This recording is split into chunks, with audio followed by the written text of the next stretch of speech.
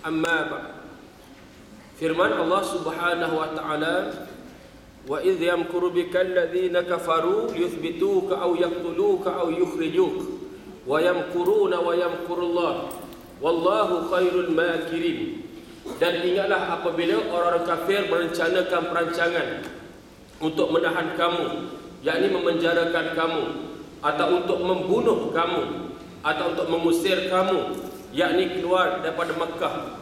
Dan mereka melakukan perancangan, dan Allah pun melakukan perancangan, dan perancangan Allah lah yang lebih baik. Shadaqallahul azim. Suratul Anfal ayat 30.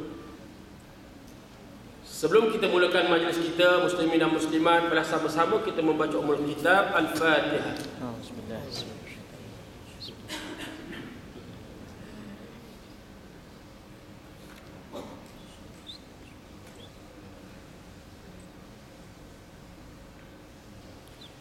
Yang berbahagia ahli panel jemputan kita, Al-Fadhil Ustaz Abdul Halindin, selebriti TV 9, pengerusi dan seluruh jawatan kuasa panitia sambutan Ma'al Hijrah, pimpinan-pimpinan organisasi ibu-ibu, bapak-bapak muslimin dan muslimat yang dirahmati oleh Allah sekalian.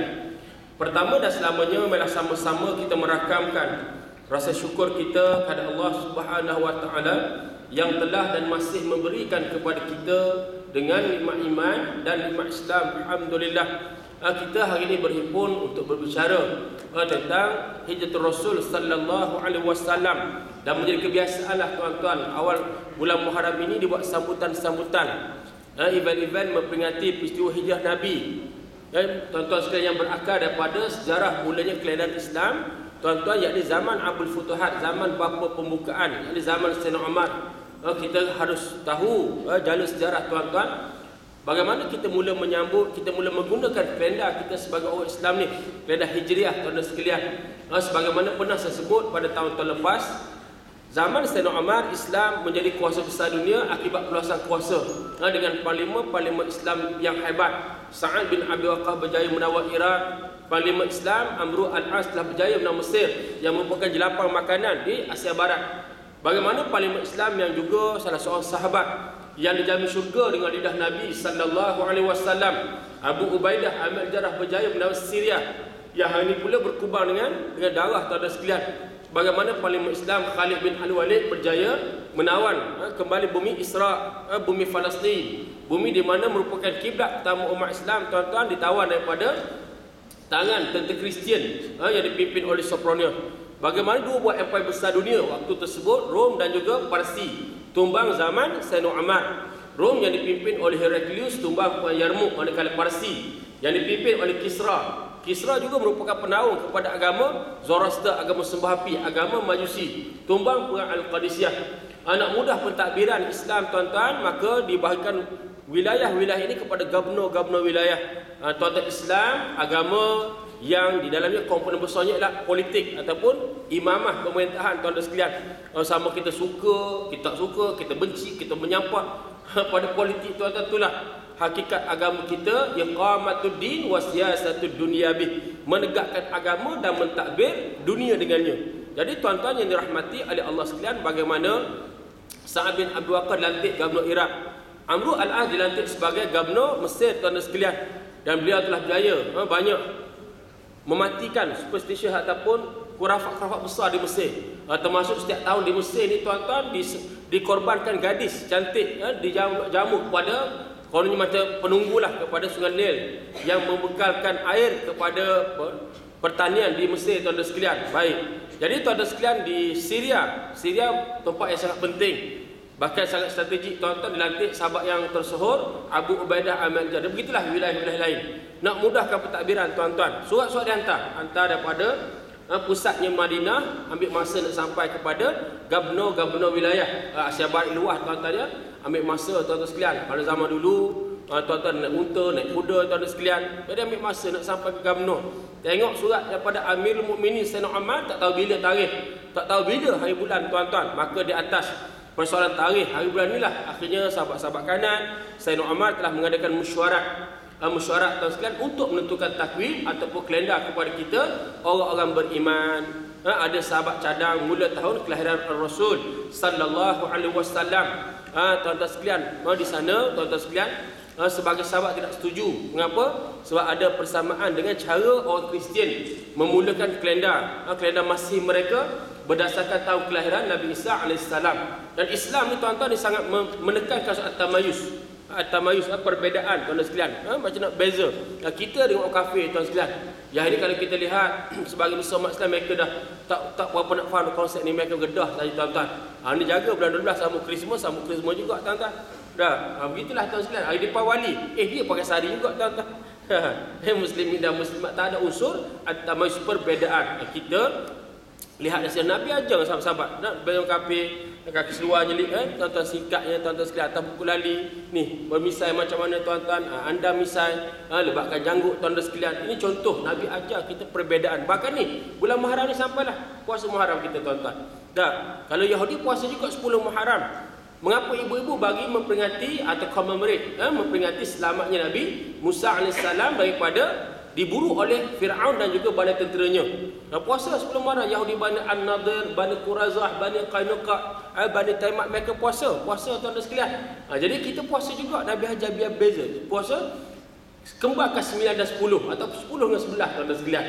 Pernah buat kedak, wallahu alam, agak-agak orang KLCC ni buat semualah tuan-tuan. Sebab umur kita singkat sangat tuan-tuan sekalian. Mati dia ni trend mati tu trend 40-an ni tuan-tuan sekalian ni.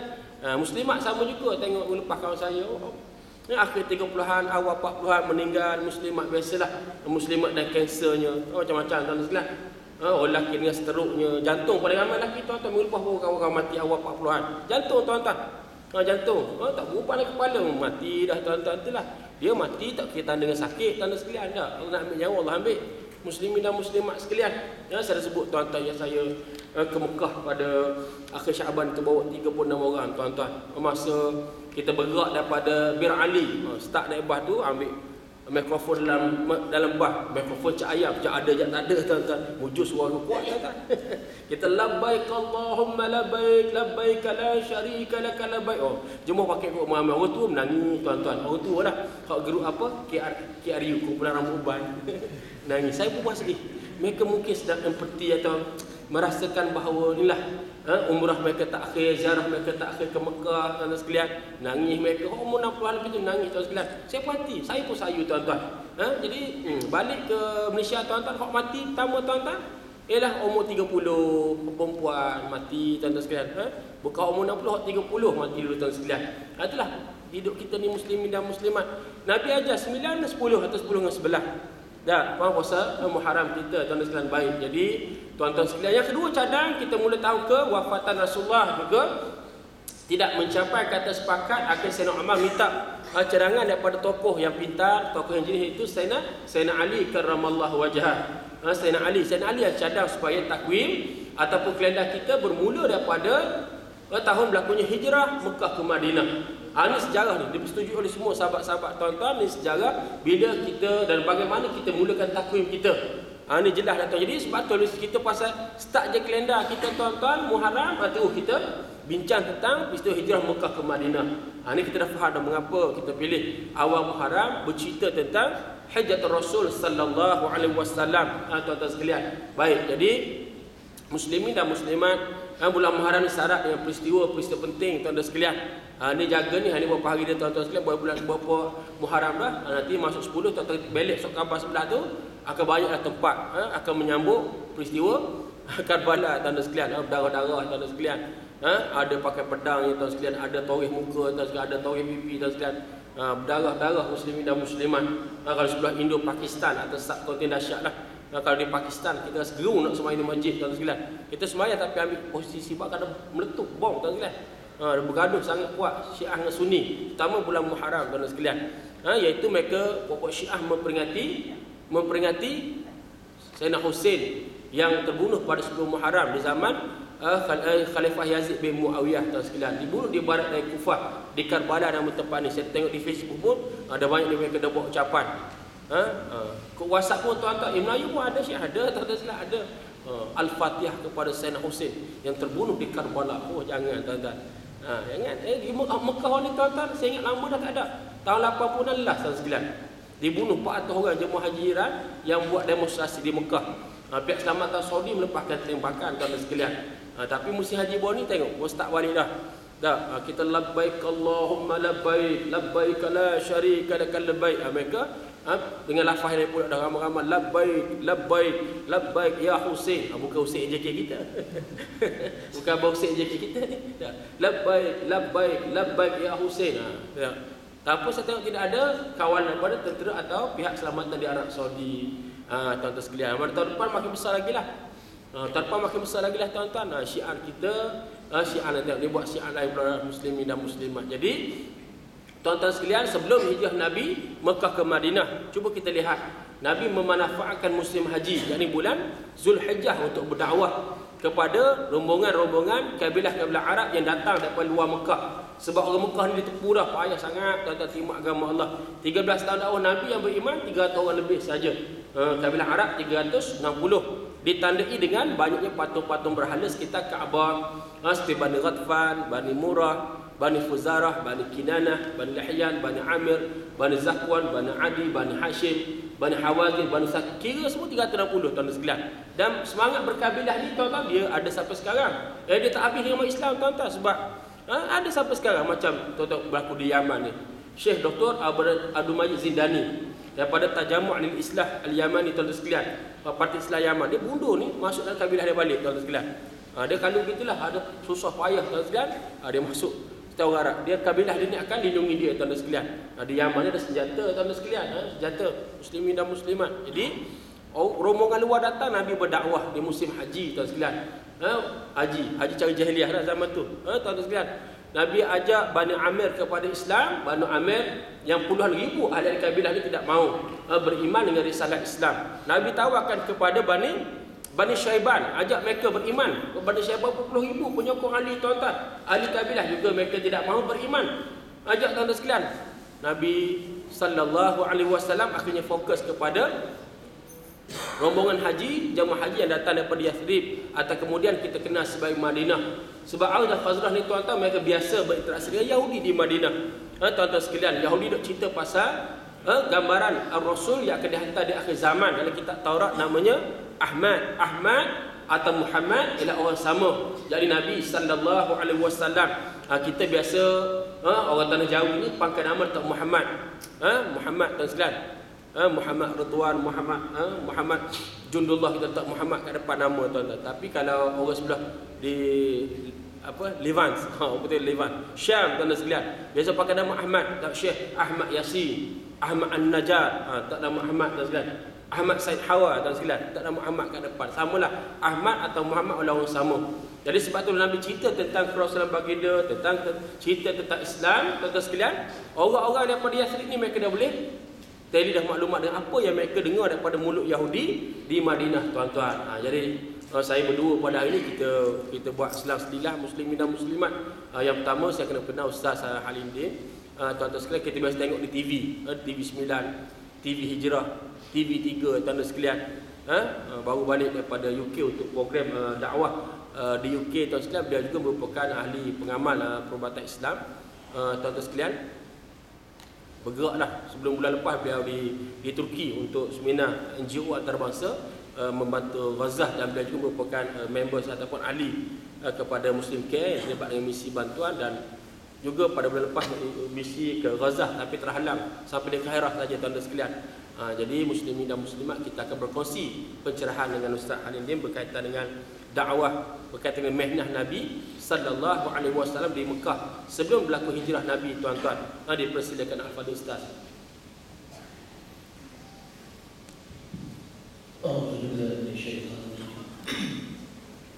Bismillahirrahmanirrahim.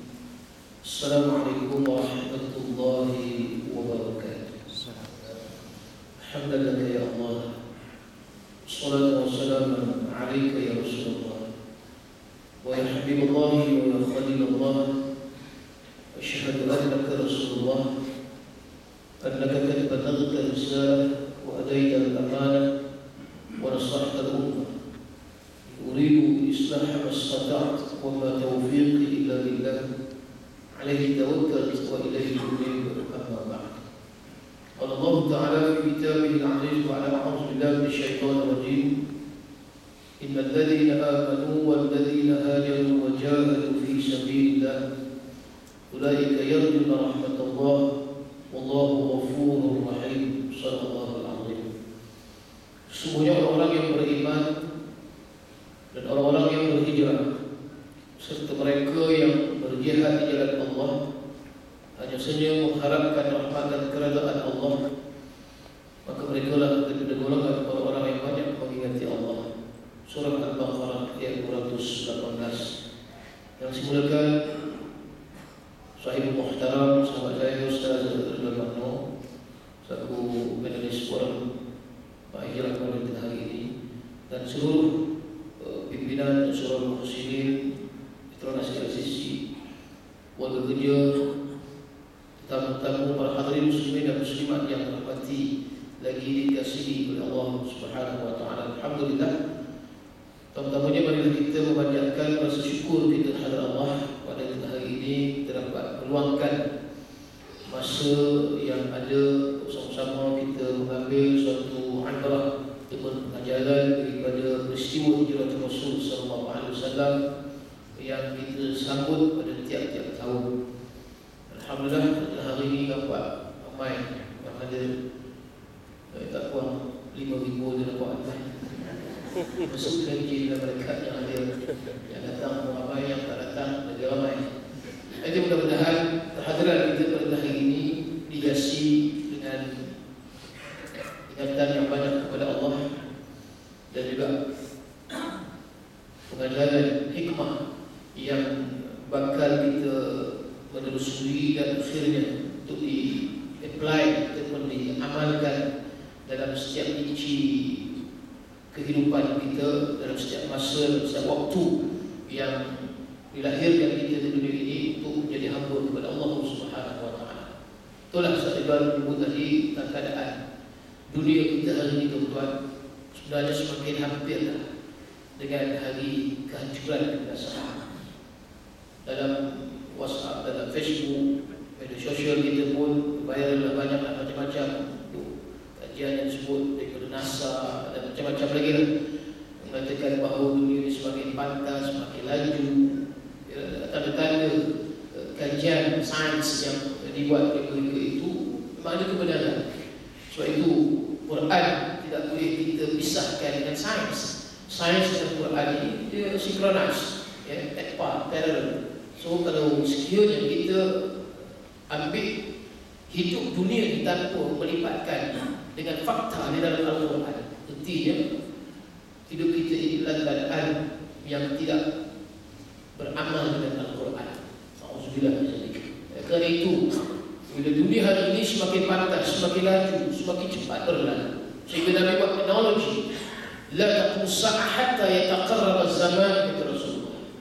Tidak berlaku hari kiamat ini, kata Nabi, sehinggalah waktu masa itu berlalu begitu cepat, kata Rasulullah. Wa takuna as-sanatu kasyahr, setahun macam sebulan, kata Nabi. Betul. Kita sambut mari je lah tahun lepas, baru lagi kita sambut. Cuma tema lupa lah tahun lepas dia tema bagi persalinan Islam. Tahun ni tak silap saya, baru ni malam hari je lah saya di Masjid Putra Putrajaya, diberitahu di Tuan Kuasa Imam beritahu tema hari persalinan Islam bermula dengan bulan Muharram, iaitu dia nadi, perpaduan nadi transformasi negara. Tak pening orang pun dengar, kan? Bayangkanlah bunyi pun dah gerut, perpaduan nadi transformasi. Orang pun dengar transformer pun pening. Ini transformasi pula lagi, kan? Yalah, bahasa memanglah sedap bunyi dia, tapi faham tak faham tu belum tentu. Kita di Petronas tu belum tentu faham lagi. Nampak walaupun tinggi bukan main bangunan yang baru. Baik, cerita tadi. So bila mana disebutkan apa dia tentang setahun, Nabi kata macam sebulan, wa takuna syahrul kal jumu'ah, sebulan pula macam one week, seminggu. Wa takuna jumu'ah kal yawm, one week pula satu minggu macam satu hari, one day. Wa yakuna al-yawm kas-sa'ah, satu hari pula macam satu jam berlalu. Wa takuna as-sa'ah kadarbatin dinar, Dan 1 jam pula kata Nabi berlalu masa itu macam 1 petikan api.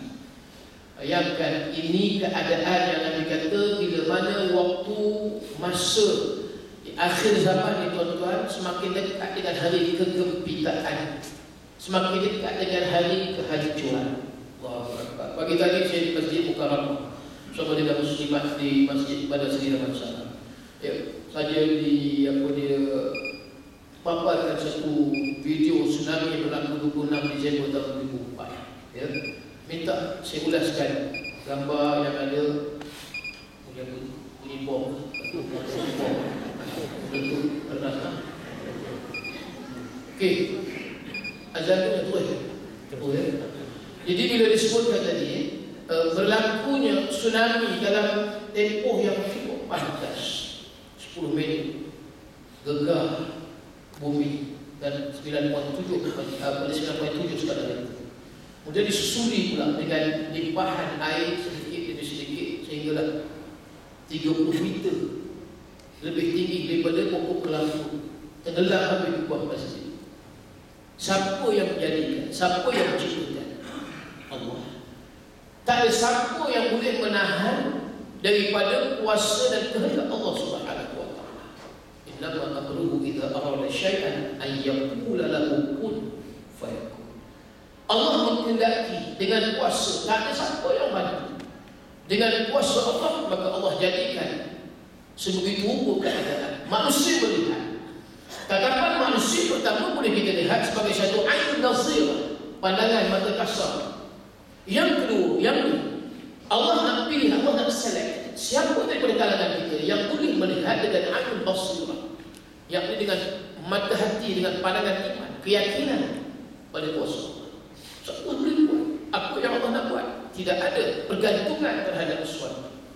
Maka kalau orang yang lihat tadi sebagai suatu kehendak dan kekuasaan Allah, maka di dunia ini Allah jadikan, dihamparkan dengan hamparan untuk ujian manusia, menjadi satu obstacles, cabaran demi cabaran. Siapa daripada kalangan mereka? Liyabluwakum ayyukum ahsanu amala. Dah lihat, tengoklah hamba tsunami, 230,000 nyawa terkorban. So orang yang mengalir dengan pandangan mata hati mereka, kesedaran, awareness, kesedaran dan juga rasa keinsafan itu lahir. Bila datang lagi berbagai-bagai susulan suatu benda bencana yang disebut ataupun dalam orang yang tak beriman disebut ini sebagai satu natural disaster, itu bencana alam semua jadi. Dia berlaku satu ujian demi satu ujian, mereka melihat dengan pandangan biasa. Tapi orang yang beriman nampak. Orang yang beriman melihat ini sebagai satu rasa ketakutan. Takut mereka itu bukan hanya pada waktu dan ketika berlaku tsunami, tapi berlaku yang berpanjangan, berterusan. Lalu kita melihat skala hidup kita hari ini, kalau sekiranya diambil daripada message yang disampaikan oleh Allah Ta'ala dalam satu bentuk keadaan, dalam satu bentuk yang dalam video durasi, tempoh yang ada itu cukup fast, cukup cepat, maka kalaulah kita nampak berlakunya hari kiamat nanti, itu suatu gegaran, bencana dan kebinasaan yang hancur sehancur-hancurnya. Tidak ada yang disebut makhluk ketika itu diselamatkan, melainkan semuanya akan binasa dan barulah dibangkitkan pada hari yang disebut itu hari kebangkitan semula untuk dihisab di mahsyar Allah, sehinggalah ditempatkan mereka sama ada di syurga maupun di neraka Allah Subhanahu wa taala. Ini yang tuan-tuan dan puan, saudara dan saudari sekalian, ini belum start lagi mukadimah dulu kan, start dulu setengah bulan. Tengok bau nak datang kan, bau sonok datang. Jadi kita lihat ini satu bentuk apa yang saya nyatakan tadi, Allah jadikan keadaan demi keadaan untuk manusia melihat ujian ataupun fitnah ini adalah di akhir zaman.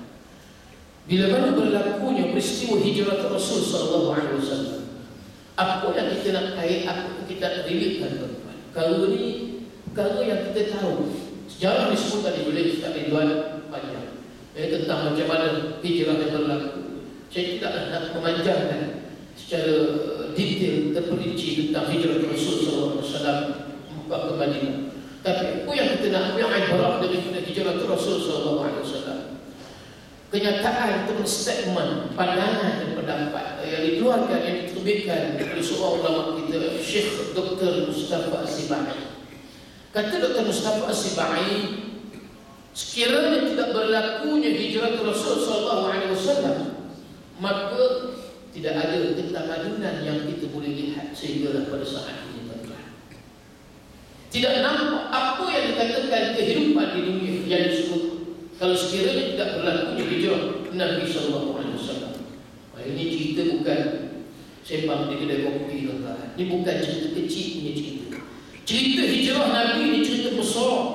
Cerita hijrah Nabi ini cerita pengajaran. Cerita hijrah Nabi ini cerita yang berpanjangan dan berterusan.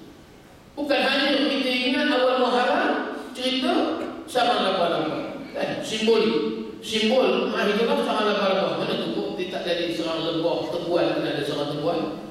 Tak ada penuh lebah kan, serang tebuan. Dia mesti serang laba-laba juga. Kan? Ketika mana musuh musyrikin masuk ke Gua Thur, inilah sama laba-laba, sama burung merpati hutan yang memberi perlindungan, protek pada Nabi dan juga Sayyidina Abu Bakar pada waktu itu. Sehingga sambutan ma'ajilah tiap-tiap tahun itulah simbol sama laba-laba. Dia tak jadi sama laba. Maka kita lihat bila berlakunya peristiwa hijrah itu disebutkan oleh tadi Dr. Mustafa As-Sibai, maknanya perubahan kehidupan manusia, anjakan kehidupan manusia. So bila mana berlakunya perubahan, anjakan kehidupan manusia, artinya perubahan itu adalah perubahan kebaikan. Perubahan itu adalah perubahan yang mendapat suatu keselamatan dan kesejahteraan. Tak ada orang yang berhijrah. Bila sebut tadi hijrah lah, tak aku hijrah daripada aku tak merokok, dari merokok yang tak betul, itu bukan hijrah. Itu bangang, bukan itu. So orang yang berhijrah ni semua ke arah kebaikan, berpindah, berubah daripada satu keadaan kepada satu keadaan. Maknanya tadi perubahan menjadi orang yang lebih berkualiti. Ini kita nak jadi orang yang ada kualiti. So as work, sebagai pekerja, as executive, saya pun dulu kerja di lembaga zakat selama 15 tahun. Dari dulu pun hijrah juga lah. Dulu masa mula-mula dulu kerja ikut dari sampah itu kan, dari Ipoh masa tu DBI Ipoh. Allah pergi masuk hilang Tasik, di Tantan, Tasik, Ipoh tahu lah. Cemor, Jepur, Taman Kelembang, habis sampah-sampah macam-macam hari-hari kita sama orang tangan. Itu pun tak tahu kan, anjing ada, babi ada kan, silap orang boleh lalu. So hari-hari kena sama ni, setahun ni. Bagus pula yang tu untuk mengaji-mengaji dalam ilmu fiqh, kemudian praktikal. Mesti hari-hari sama tangan, hari-hari sama. Walaupun kita taklah kata tiap hari kita pegang babi, tapi kita takut was-was, kita buat. Setahun tuan, masa tu awet tau, bukan awet tu ramai sikit lah. Bila tengok kita kerja ikut dari sampah ni, tutup habis dah, dengan hidung tutup, dengan mulut ni habis dah. Mari masuk dari sampah, tuan tengok dari sampah yang gaya macam panggilan saya, dosa dia berdiri dulu belakang. Berapa kali jatuh, tidak kejap lagi jatuh, lori laju kan. Takut tertinggal, cerita dulu, tersungguh habis ni muka ni. Tapi tak apalah, jaga rezeki, gaji RM11 tuan-tuan. Tuan-tuan tak apalah RM11 sebulan kan, ni RM11 tu sehari. Jaga rezeki yang halal, alhamdulillah. Setahun lebih pun sabar, balik rumah pun ni lah kan. Orang depan rumah pun tengok, tidak bila orang masa tu depan rumah, jaga jemah kenal je, tapi apa nak buat kan, rumah tak kenal lah. Tengok baju dia bukan baju ibu, baju oren, baju buruh kerjaan kan, busuk melantuk, orang perak kan, tak lalu, tak tahan kan, perah. Sekarang menyesal pula tak jadikan jadi cik kelas pula depan rumah kan. Kata cerita ni pun hijrah juga, perubahan. Setahun saja dulu sampai, tak lalu ada cerita tu kan. Ini dapat kerja di lembaga zakat selama daripada gerani, naik pegawai, naik eksekutif, dapat pula anugerah melang 2 kali dan naik ke unit dakwah. Ini satu anjakan perubahan nampak. Semua orang melalui daripada dulu sertifikat, kemudian diploma, kemudian degree, first degree, kemudian master, kemudian PhD. So daripada satu stage by stage, ini semua penghijrahan daripada ke arah yang lebih baik. So nilai, value penghijrahan itu sebenarnya tuan-tuan tak dapat nak diungkapkan dengan lisan, dengan lidah. Sebab kepuasan nyaman orang yang berhijrah ni, kata Dr. Mustafa Sebami tadi, satu perubahan ajakan totally daripada nilai manusia itu spiritual mereka, kemudian fizikal mereka. Fizikal berubah juga kan. Dulu tak makan kambing, sekarang makan kambing dan naik badan kan, darah tinggi pun naik. So dengan adanya spiritual, fizikal, mental, perubahan yang kita nak supaya hidup kita menjadi hidup yang lebih berkualiti dan bertambah tinggi kualiti dan mutu kehidupan, iaitu penghambaan diri kita kepada Allah Subhanahu wa taala. Inilah yang kita ambil daripada Nabi sallallahu alaihi wasallam. Exo kita resap masuk hijrah Nabi ataupun roh spirit hijrah Nabi sallallahu alaihi wasallam, sebab ujian demi ujian yang Nabi lalui di kota Mekah ni tuan-tuan, bukan satu ujian yang ringan, ujian yang cukup berat. Mula Nabi bawa Islam, dakwah, cerita tentang akidah, cerita tentang iman, cerita tentang Quran. Mereka awal ikhra di rumah Al-Asfar bin Abi Al-Akh secara sir.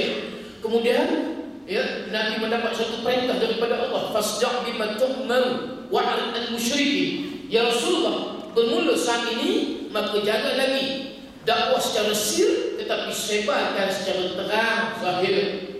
Jangan pedulikan wa'rid al-musyrikin, pedulikan pokok musyrikin, kata Allah Subhanahu wa taala kepada Rasulullah. Adakah Nabi terharu? Adakah Nabi bantah tuan-tuan? Adakah Nabi lawan? Nabi tidak kontra. Nabi tidak melakukan suatu bentuk kontradiksi, pertentangan yang dizahir, tidak, melainkan sami'na wa ata'na. Maka bila mana pertentangan orang-orang musyrikin lagi hebat, maka ujian yang Nabi hadapi pun sudah tentu lagi hebat. 13 tahun di kota Mekah, apa yang Nabi lalui, Nabi jalani suatu ujian dugaan itu dengan hubungkan diri dia dengan Allah, tidak pernah putus. Setiap masa, every moment, nampak apa yang Nabi buat, hubungan Nabi dengan Allah bertambah erat, bertambah rapat, bertambah dekat.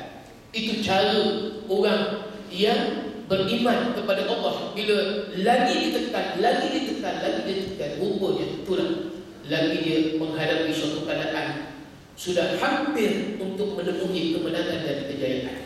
Ini kelebihan orang yang berjuang, muslimin dan muslimat yang dirahmati Allah sekalian. Memang betul, semua orang dari kalangan ulama-ulama yang terdahulu, sehingga hari ini melalui berbagai-bagai rintangan, mehnah, tribulasi, tekanan, sampai nak disaman tubuh, sampai nak macam-macam. Tak sedih ke tuan-tuan? Tak rasa hibur ke? Tak rasa terharu? Seorang ulama diletakkan di kandang tertuduh untuk menghadapi satu pertuduhan yang tak masuk akal. Kalau kita kata begitulah, jenis orang macam mana yang kita nak sebut? Sanggup melihat orang-orang yang berilmu, yang berjuang di atas agama Allah, letaknya mereka di kandang tertuduh. Memang inilah jenis manusia di akhir zaman ini. Al-harru wal-biru wal-kalam al-kalimun summal mangku wal-hayyu. Itu film macam Arab. Itu dalam bahasa Arab. Kita tak faham lagi, tuan-tuan, tak tahu. Allah Rabbi, apa jadi manusia macam ni, tuan-tuan? Tapi orang yang berilmu dan beriman, beramal, berkalangan al-ulama warasatul anbiya, menghadapi saat getir perjuangan itu merupakan suatu kali yang biasa. Bahkan persediaan mereka menghadapi saat yang lebih getir daripada apa yang mereka hadapi hari ini, mereka lebih bersedia lagi. Walaupun terpaksa menghadapi suatu ugutan ancaman sebagaimana Nabi sallallahu alaihi wasallam. Mereka ujuk dengan cara baik, Nabi tolak. Takhta Nabi tolak, harta Nabi tolak, wanita Nabi tolak. Apa lagi mereka nak buat? Mereka tengok Nabi sallallahu alaihi wasallam tak boleh. Sehinggalah mereka keputusan yang mereka capai di Darun Nadwah pada waktu itu tidak lain tidak bukan keputusan konsensus, sepakat mereka menyatakan bahawa Muhammad sallallahu alaihi wasallam ini perlu dibunuh dan tidak boleh lagi dibiarkan dia hidup bermaharajalela menyebarkan risalah tauhid di bumi Makkah. Wa ayyakum wa ayyakum bi batni Makkah. Waktu itu disebut sebagai Mekkahnya, tanah yang cukup barakah. Ya, inna awwala baiti wudi'a lin-nasi alladhi bi Bakkah mubarakan wa hudan lil alamin. Yang dikatakan Mekkah di bumi yang berkat. So waktu itu Nabi sallallahu alaihi wasallam terima ancaman yang paling kemuncaknya nak dibunuh. So Nabi sabar. Sabar Nabi bukan sunnah sabar menyerah diri dah. Nabi bertindak.